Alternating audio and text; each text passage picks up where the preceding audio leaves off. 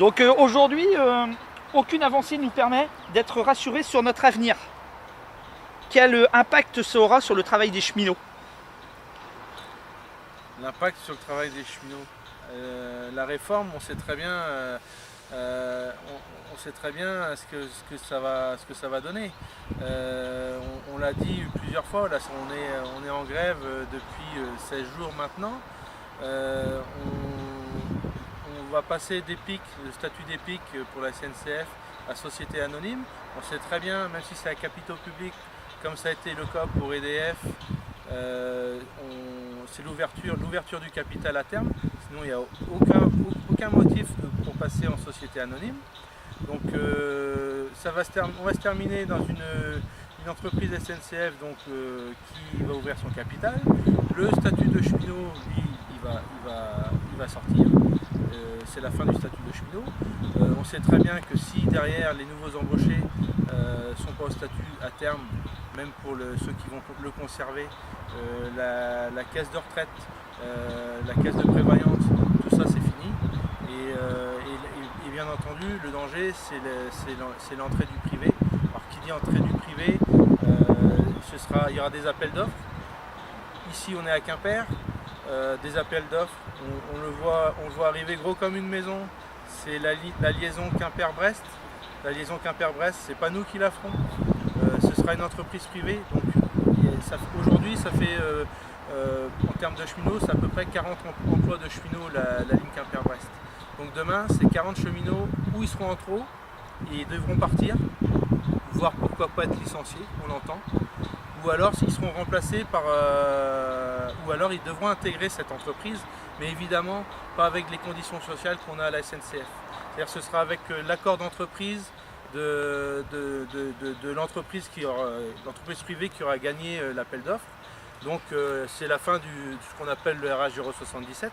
Les conditions de travail, ce sera plus ce qu'elles sont aujourd'hui. Le temps de repos, le nombre de découchés. Et il ne faut pas se leurrer, hein, le salaire il sera pas meilleur. Hein.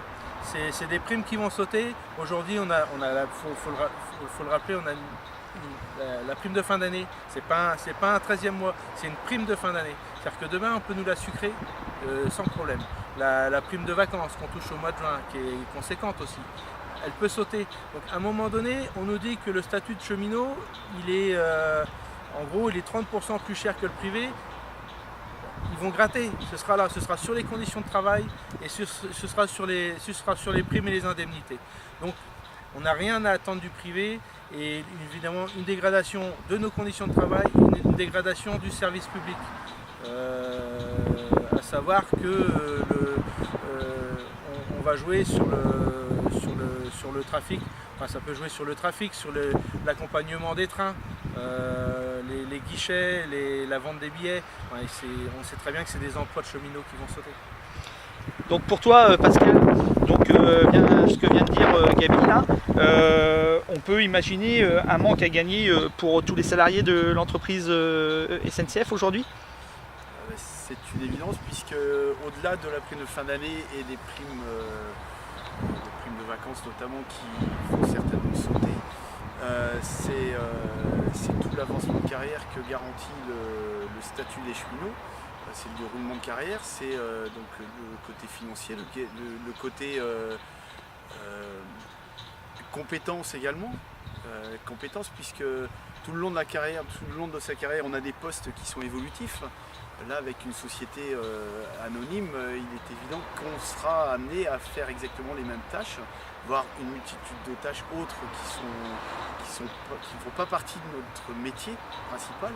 Ce que je pourrais dire autrement, moi, c'est dans ce cas-là, pourquoi le 14 mai est-ce important que tous les cheminots, celui qui aujourd'hui ne savait pas trop où il en était, ne savait pas s'il devait faire grève, s'il ne devait pas faire grève, n'aime pas trop aussi peut-être se montrer, des choses comme ça, qui est encore indécis, comment on pourrait le rallier à la cause et lui dire tiens, le 14 mai, s'il y en a une que tu dois faire, c'est celle-là, et ce serait important que tu viennes. Là, on est à peu près à 1 mois et demi de lutte, puisqu'on a commencé, les premières actions de grève ont été le 3 et 4 mai. Depuis le début de la grève, l'interlocuteur a changé, puisqu'avant on avait le ministre des Transports, Madame Borne, qui faisait un soi-disant de concertation, certainement pas de négociation. Depuis, c'est M. Philippe, le Premier ministre, qui a pris la main. Et là, on se rend compte que on a un peu plus d'écoute, un peu plus de marge de négociation. Là, on peut rentrer enfin dans les négociations. Et là, on est à un cap, puisqu'on est à 1 mois et demi du parcours législatif. C'est-à-dire que là, on a commencé à être entendu. Nos revendications commencent à être entendues. Il y a quelques portes qui s'ouvrent. Il y a quelques portes, notamment sur la dette du ferroviaire, qui n'est pas impactée aux cheminots, mais bien aux politiques qui ont été imposées par les différents gouvernements, qui ont imposé du tout TGV et au moins, disons, sur les lignes dites secondaires. Donc là, c'est en train de se négocier, de s'ouvrir. On est à un cap puisque la mobilisation est soi-disant, s'essouffle, sauf que nous, c'est pas le constat qu'on fait puisque les trains continuent à rouler très très peu les jours de grève. On est peut-être qu'à 30% de circulation et encore. Donc là, l'impact sur les usagers, il est visible, l'impact sur la population, il est visible, sur l'économie également. Et on est dans un processus de négociation qui s'ouvre, puisque les conséquences commencent à arriver sur le portefeuille des patrons, des petits patrons, hélas aussi, puisque les commerces commencent à être touchés. Donc là, il y a une obligation de négocier. On se rend compte, le gouvernement se rend compte que sous la pression, il y a une obligation de négociation et que même au travers les rencontres qui ont eu lieu le 7 avec les organisations syndicales, même le gouvernement va bousculer un petit peu le patronat pour que les négociations qui sont autour de la convention collective enfin avancent, puisqu'il y a un blocage de l'UTP sur ces négociations, puisque la convention collective est toujours, pour l'UTP, a une tendance à rabaisser les niveaux par le bas. Nous, ce qu'on voudrait, c'est que la convention collective soit calquée sur le RH 001 qui est le statut. Donc du coup, c'est pour ça que le 14 mai, c'est quand même, on sent bien que c'est très important. Je pense qu'aujourd'hui, la plupart des cheminots devraient comprendre que s'il y a une journée à faire, c'est bien le 14 mai. Donc maintenant, je vais me retourner vers David. David qui n'a aucune étiquette syndicale et qui est dans le mouvement depuis déjà le début, qui en plus lui subit pas mal la grève puisque derrière ils sont quand même en couple dans l'entreprise et donc au niveau financier ça impacte aussi sur le budget, on peut le voir et on peut le ressentir très prochainement. Qu'est-ce que tu voudrais dire aux cheminots, à tes collègues qui aujourd'hui sont encore indécis, à venir nous rejoindre, à venir dans ce mouvement au moins le 14 mai pour essayer de dire que c'est le 14 mai que ça se joue, c'est le 14 mai qu'il faut qu'on soit fort et qui pourront après continuer si on doit continuer. Merci Gérard de me donner la parole, merci à mes copains de me donner la parole. C'est vrai que tu fais bien de le préciser, je suis non syndiqué en couple cheminot et en tout cas je pense que là on est à un carrefour dans notre entreprise. Moi ça fait 20 ans que je suis rentré dans cette entreprise, je suis rentré quand même avec un statut, avec un contrat et là en fait j'ai l'impression d'être face à un hold-up de la part du gouvernement et de la part de mon entreprise que j'aime et je trouve qu'il est grand temps que ceux qui ne nous ont pas rejoints viennent avec nous, qui comprennent que là, c'est le moment de venir. Parce que le statut que nous avons protège nous-mêmes, il les protège aussi eux-mêmes, il protège le client, les usagers comme on aimait le dire avant, nos familles. Je crois que ce qui est en train de se passer est complètement dramatique et d'autres entreprises du public l'ont vécu avant nous et ce sont les mêmes scénarios qui se reproduisent et une fois de plus on va servir le capitaliste, on va servir quelques personnes qui sont déjà bien nanties et c'est pas ce qu'on aura de moins soi-disant qui donnera en plus aux autres et en tout cas moi je crois qu'il est grand temps que tous vous veniez avec nous.